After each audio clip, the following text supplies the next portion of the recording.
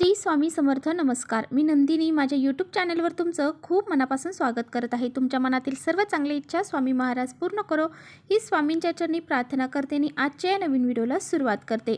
येत्या 6 सप्टेंबरला म्हणजेच वार शुक्रवार या दिवशी आलेली आहे हरतालिका. हरतालिका व्रत हे कुमारिका, सुवासिनी आणि त्याचबरोबर विधवा स्त्रिया देखील करतात. हे व्रत करण्यामागे अनेक वैशिष्ट्य सांगितले जातात. कुमारिकांना त्यांच्या मनासारखा पती मिळावा यासाठी त्या हे व्रत करत असतात आणि सुवासिनी स्त्रिया हे व्रत नवऱ्याच्या दीर्घ आयुष्यासाठी करत असतात. त्याचबरोबर विधवा स्त्रिया शिवशंकरांची आराधना म्हणून हे व्रत करत असतात. यावर्षी 6 सप्टेंबर 2024 रोजी वार शुक्रवार या दिवशी हरतालिका आलेली आहे आणि त्याचबरोबर 7 सप्टेंबरला यावर्षी शनिवारी गणपती बाप्पा हे आपल्या घरी आगमन होणार आहे, म्हणजे गणेश चतुर्थी या दिवशी आलेली आहे. तर पहा, हरतालिकाचा उपवास कशा पद्धतीने करायचा आहे, त्या व्रतामध्ये कोणत्या चुका आपल्याकडून झाल्या नाही पाहिजे किंवा आपण एक वेळेस उपवास नाही केला तरी सुद्धा चालेल, परंतु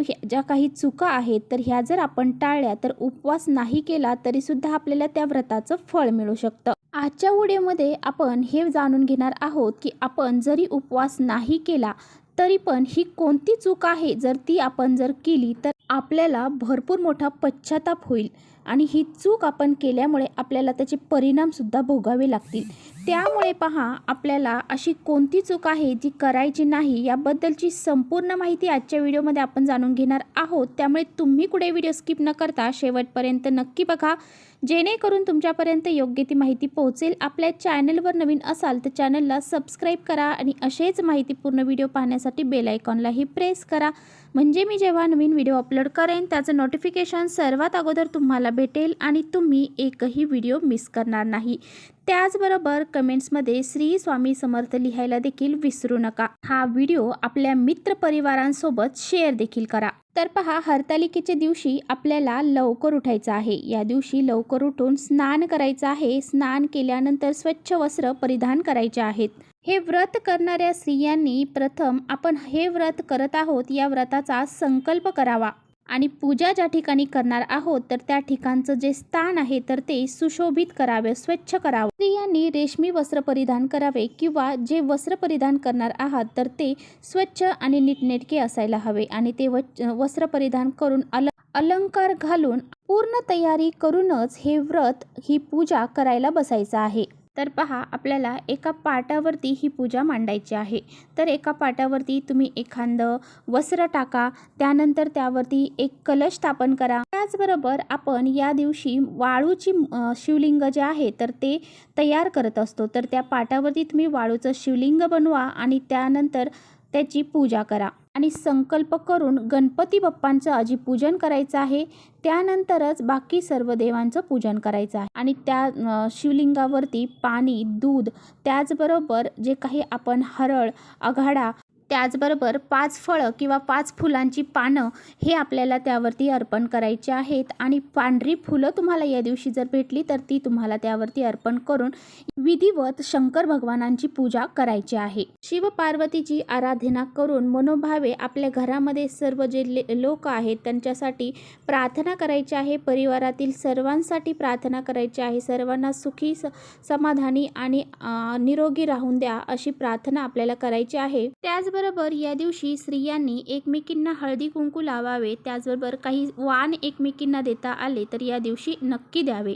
या दिवशी अग्नीशी संपर्क झालेला कोणताही पदार्थ या दिवशी स्त्रियांनी खाऊ नये असं सांगितलं जातं. त्यामुळे फक्त फलहार या दिवशी करावा आणि पहा, रात्रभर जागरण करून दुसऱ्या दिवशी देवीची पंचोपचार पूजा करून तिला खिचडीचं नैवेद्य दाखवून तिचे विसर्जन करावे. तर पहा, बऱ्याच ठिकाणी वेगवेगळ्या पद्धतीने हे पूजन केले जाते. तर ज्यांच्या ठिकाणी जशी पद्धत आहे त्या पद्धतीने त्यांनी हे पूजन आणि ही पूजा करावी. तर पहा, आपल्याला या हरतालिका व्रतामध्ये कोणत्या नियमांचं पालन करायचं आहे तर ते आता आपण जाणून घेऊया. सर्वात अगोदर या दिवशी प्रत्येक सुवासिनी स्त्रियांनी व्रत करावे आणि उपवासामध्ये आपण पहा खिचडी वगैरे व्रतामध्ये खात असतो, परंतु हरतालिकेचं व्रत असं आहे की यामध्ये खिचडी ही अजिबात चालत नाही. या दिवशी फलहारच आपल्याला घ्यायचा असतो. त्याचबरोबर या उपवासामध्ये तुम्हाला मिठाचे पदार्थ हे पूर्णपणे वर्ज्य असतात.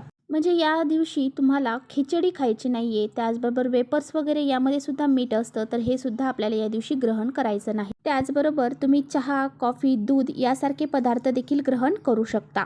परंतु आपल्याला खिचडी या दिवशी खायची नाही किंवा मीठ असणारे पदार्थ या दिवशी खायचे नाहीत. आता आपण जी वाळूचं शिवलिंग तयार करत असतो, तर ती वाळू आपल्याला अगोदर स्वच्छ धुवून घ्यायची आहे. नंतर ती चांगली सुकवून घेऊन नंतर तुम्हाला याचं शिवलिंग हे तयार करायचं आहे. तर पहा, शिवलिंग तुम्ही तयार केलेलं आहे, परंतु त्यावरती तुम्हाला चुकूनही हळदी कुंकू हे वापरायचं नाही. हे तुम्हाला त्यावरती अर्पण करायचं नाही. त्याचबरोबर आपण शिवलिंगावरती 5 प्रकारच्या फळांची पानं अर्पण करत असतो. यामध्ये तुम्हाला आघाडा, हरळ, केळी, तुम्ही अनेक प्रकारच्या फळांची, फुलांची पानं अर्पण करू शकता. परंतु शिवलिंगावरती तुम्हाला चुकूनही तुळस अर्पण करायची नाही. तर आपण तुळशीचं पान भगवान शिवशंकरांच्या पिंडीवरती अर्पण केलं तर त्याचे खूप मोठे दुष्परिणाम हे आपल्याला बघायला मिळतील. आता पुढची चूक म्हणजे या दिवशी आपल्या घरामध्ये सात्विक वातावरण ठेवायचं आहे. सात्विक वातावरण म्हणजे आपल्या घरामध्ये भांडण, कटकट, कलह हे होणार नाही याची काळजी आपल्याला घ्यायची आहे. लहान, मोठे, थोर यांचा आपल्याकडून अपमान होणार नाही याची काळजी घ्यायची आहे. कारण जर आपण व्रत करत आहोत आणि व्रत करून सुद्धा आपण कुणाचा अपमान करत आहोत किंवा कुणाला काही वाईट बोलत आहोत, तर त्या व्रताचा आपल्याला काहीही फळ भेटत नाही. तर पहा, या दिवशी आपल्या घरामध्ये एखादी सुवासिन स्त्री आली, भलीही तुमची ती शत्रू असू द्या किंवा तुमच्या मनामध्ये तिच्याबद्दल चांगलं नसू द्या, तरीसुद्धा तुम्हाला ती घरामध्ये आल्यानंतर तिचा मान सन्मान करायचा आहे. मान सन्मान म्हणजे तिला हळदी कुंकू लावून तिचं ओटी भरण आपल्याला करायचं आहे. कारण पहा, माता लक्ष्मी ही कोणत्या रूपामध्ये आपल्या घरामध्ये येईल हे सांगता येत नाही. त्यामुळे एका तरी सुवासिनीचं या दिवशी तुम्हाला ओटी भरण हे करायचं आहे. तर अशा पद्धतीने ह्या काही चुका ज्या आहेत तर त्या आपल्याला चुकूनही करायच्या नाहीत. तर यासारख्या ज्या गोष्टी आहेत, नियम आहेत, तर ते तुम्हाला हरतालिकेच्या दिवशी आवर्जून पाळायचे आहेत. आपण नियम आणि सर्व गोष्टी पाळून जर हे व्रत केलं तर आपल्याला त्याचं पुण्यफळ हे नक्की भगवान शिवशंकर देतील. त्यामुळे अशाच पद्धतीने तुम्हाला हे व्रत आणि हा उपवास करायचा आहे. तर चला, इथेच थांबवते माझा व्हिडिओ तुम्हाला थोडा जरी आवडला असेल तर नक्की लाईक करा. चॅनलवर नवीन असाल तर चॅनलला सबस्क्राईब करा. परत भेटूया अशाच छानशा व्हिडिओसोबत. तोपर्यंत श्री स्वामी समर्थ.